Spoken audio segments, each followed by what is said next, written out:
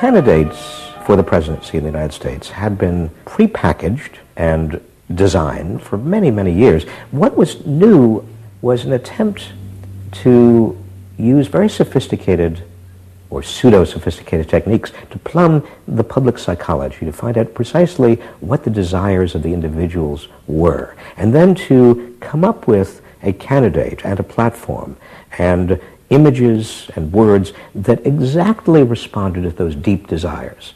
This was packaging at a new level. This was polling at an extreme. I'm not going to raise taxes on the middle class. And the middle class needs a break. Government is in the way. It's taking more of your money and giving you less in return. In the name of the hard-working Americans who make up our forgotten middle class, I proudly accept your nomination for President of the United States. Stay focused. Talk about things that matter to people. You know? It's the economy, stupid. Okay? But Clinton's campaign team, led by James Carville and George Stephanopoulos, did not believe that they were capitulating to the selfish desires of the middle classes. Tax cuts were the price they had to pay to regain power. But once in power, they would still fulfill traditional democratic policies and help the poor who had been neglected under Reagan, above all with the reform of health care. They would pay for the tax cuts by cutting defence spending and increasing taxes on the very rich. In this way, they believed they were forging a coalition of the new and the old voters, both of whom could be satisfied. Probably for the first time in a generation tomorrow, we're going to win. And that means that more people are going to have better jobs. People are going to pay a little less for health care, get better care. And more kids are going to go to better schools. So thanks.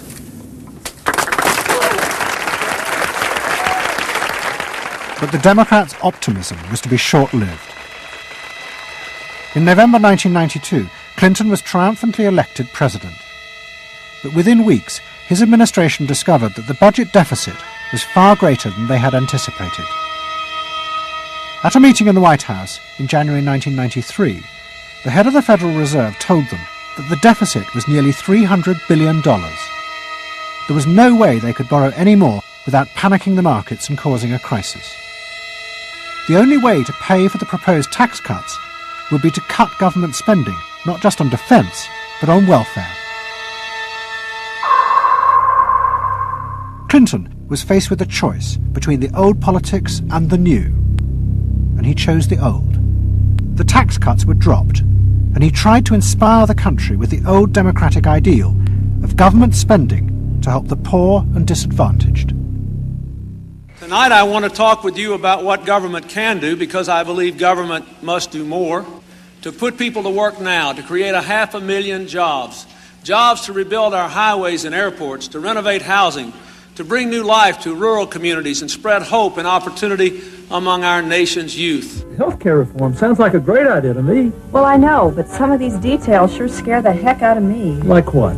Well, like for... At the start of the Clinton administration, many of us, including, I believe, President Clinton himself, reverted back to an older tradition, tried to lift the public, to talk about genuine ideals beyond the individual. And that reform agenda being not only universal health care and child care and dealing with the widening inequalities in our society and homelessness, many things that many citizens, just particularly middle-income citizens, didn't want to deal with.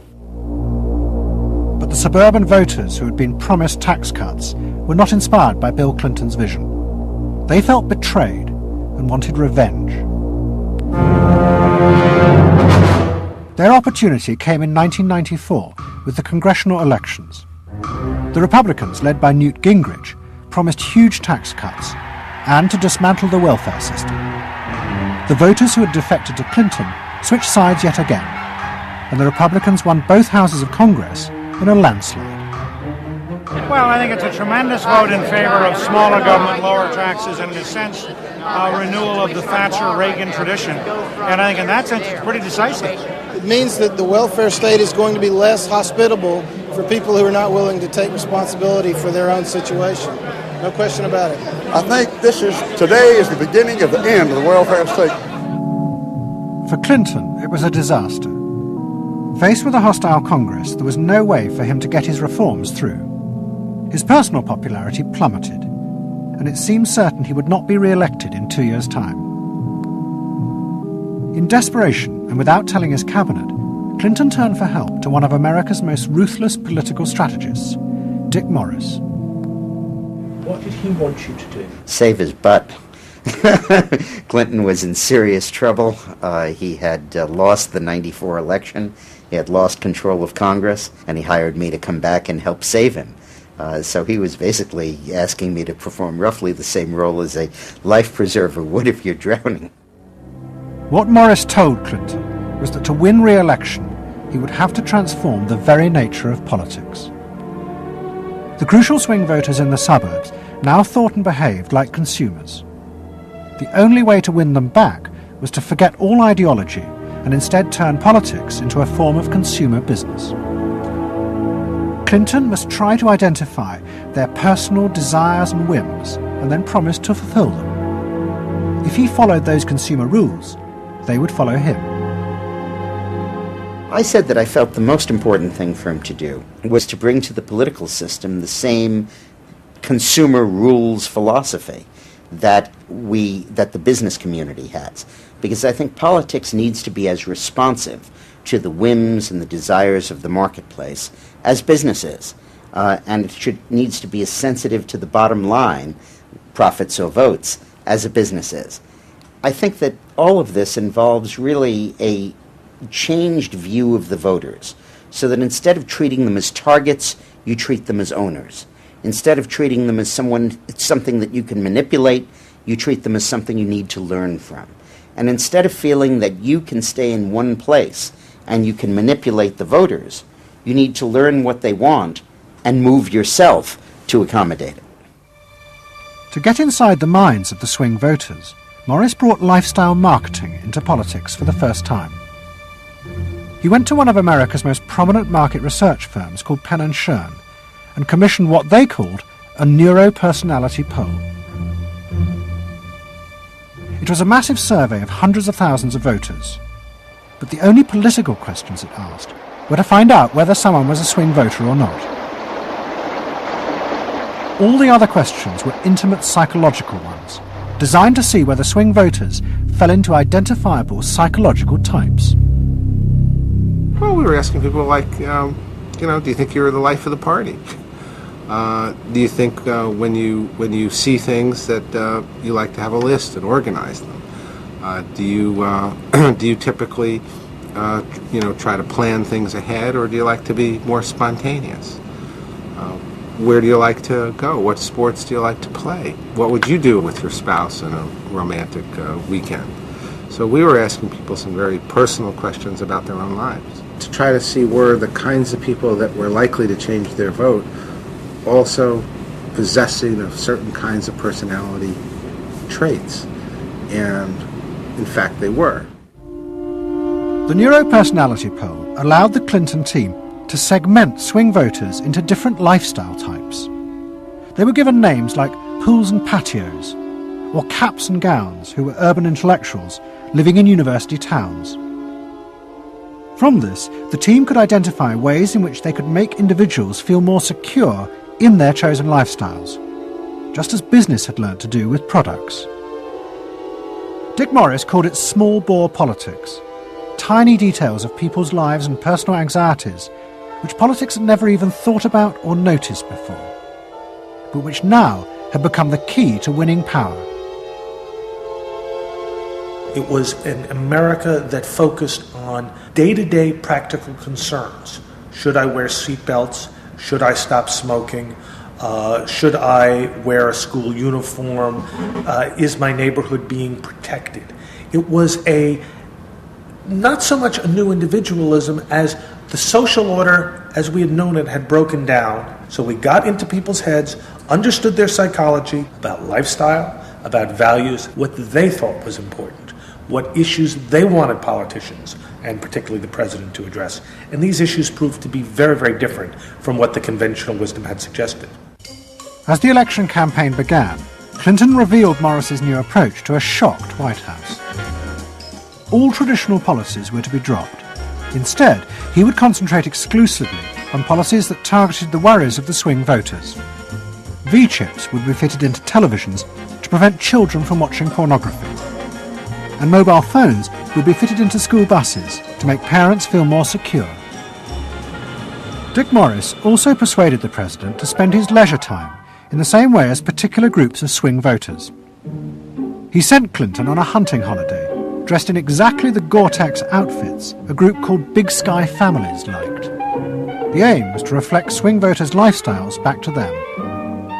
The Liberals in Clinton's cabinet hated this approach. And I would say, well, Dick, why have a campaign? This was the 1996 campaign. If all the president is going to do is offer up these little bite-sized miniature initiatives that appeal to people's desires, like consumers, buying soap, V-chips that you could put in your televisions so you could make sure that your children did not have pornography, and school uniforms. Why talk about them? They're so mundane and they're so tiny. And he would say back, if we don't do this, we may not get reelected. And I would say, what's the point of getting reelected if you have no mandate to do anything when you're reelected? And he'd say, what's the point of having a mandate if you can't get reelected? Isn't the ultimate goal getting reelected? But Morris's new politics were an extraordinary success. Clinton's ratings among the swing voters began to soar. And Dick Morris, along with the marketeer Mark Penn, took effective charge of making White House policy. Mark Penn set up a huge call centre in an office block in Denver. And every night, hundreds of telephone operators called swing voters in suburbs across the country to check with them every detail of policies that Clinton was proposing. The policy was made by a group of people manning telephones in Denver, Colorado, placing calls to voters in places like Westchester and Pasadena, and asking them what they wanted from their government, and asking them very specifically about specific policies that Bill Clinton was considering. Would you be more likely to support him if he offered this particular government service, or if he offered that one? Those people told them what they thought. Mark Penn transmitted that to Bill Clinton, and it came out of his mouth. So essentially it was suburban voters in the 90s were creating American domestic policy, and some of its foreign policy as well. Really? Yeah, Mark Penn was polling on questions like whether we should bomb in Bosnia, things like that. Morris also insisted that Clinton make a symbolic sacrifice of the old politics to convince the swing voters to trust him. In August 1996, Clinton signed a bill which ended the system of guaranteed help for the poor and unemployed. Welfare would be cut back after 2 years in order to force people into work. The new system was called welfare to work and would, he said, be a hand up, not a handout. It was the effective end of the guaranteed welfare system created by President Roosevelt 60 years before. For many in Clinton's cabinet, it was also the end of the progressive political ideal that Roosevelt had represented. The belief that one used a position of leadership to persuade the voters to think and behave as social beings, not as self-interested individuals. Dick Morris and the pollsters had won. And by that I mean that the people who ultimately got to the president, shaped the president's mind, were those who viewed the voters as just a collection of individual desires that had to be catered to and pandered to. It suggests that democracy is nothing more, and should be nothing more, than pandering to these unthought about, very primitive desires. Primitive in the sense that they are not even necessarily conscious, just what people want in terms of satisfying themselves. And the same triumph of the politics of the self was about to happen in Britain too. In 1994, Tony Blair had become the leader of the Labour Party, and the reforming group centred around Peter Mandelson